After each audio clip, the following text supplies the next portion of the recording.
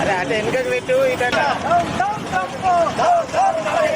Iran ప్రజలారా పోరాడండి, దేవుందో Iran ప్రజలారా పోరాడండి, ట్రంప్పై పోరాడండి, ట్రంప్పై పోరాడండి,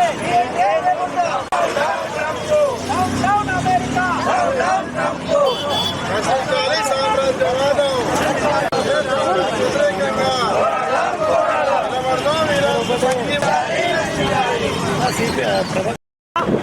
America బాంబులు దాడి చేసింది, యుద్ధాన్ని ప్రకటించింది.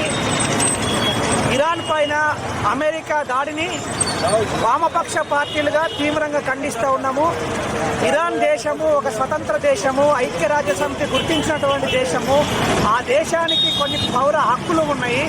స్వతంత్రంగా బతుకుతున్నటువంటి దేశం పైన అమెరికా యుద్ధోన్మాదంతో బాంబులు వేసి దాడి చేసి యుద్ధాన్ని చేస్తానంటే ప్రపంచంలో ఉన్నటువంటి యుద్ధ సూత్రాలను కూడా ఉల్లంఘించి యుద్ధ సూత్రాలకు వ్యతిరేకంగా, ఐక్యరాజ్య సమితికి వ్యతిరేకంగా ఈ రోజున అమెరికా ఇరాన్ పైన దాడి చేయడాన్ని మేము తీవ్రంగా ఖండిస్తూ ఉన్నాము.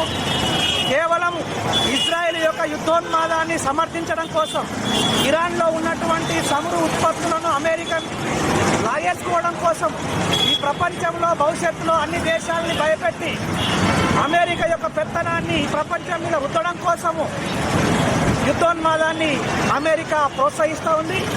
ట్రంప్ యొక్క విధానాలు ప్రపంచ శాంతికి విఘాతం కలిగించేలాగా ఉన్నాయి. మూడో ప్రపంచ యుద్ధం వస్తుందా ఏమో అనేటువంటి ఒక భయభ్రాంతులకు ఈ ప్రపంచ ప్రజలు గురవుతా ఉన్నారు. కాబట్టి మూడో ప్రపంచ యుద్ధానికి దారి తీయకుండా వెంటనే అమెరికా చేస్తున్నటువంటి అనైతిక దాడులను అరికట్టాలని చెప్పి, కంట్రోల్ చేయాలని చెప్పి ఐక్యరాజ్య సమితిని మేము విజ్ఞప్తి చేస్తూ ఉన్నాము. అరికట్టాలని చెప్పి, కంట్రోల్ చేయాలని చెప్పి ఐక్యరాజ్య సమితిని మేము విజ్ఞప్తి చేస్తూ ఉన్నాము. అమెరికాను డిమాండ్ చేస్తూ ఉన్నాము. ఈ రోజున అన్ని దేశాలలో అణ్వాయుధాలు ఉన్నాయి. అణ్వాయుధాలు ఉన్నటువంటి ఈ కాలంలో యుద్ధాలు చేస్తే ప్రజలకు నష్టం తప్ప, ప్రపంచానికి నష్టం తప్ప ఎక్కడా శాంతి ఉండదు.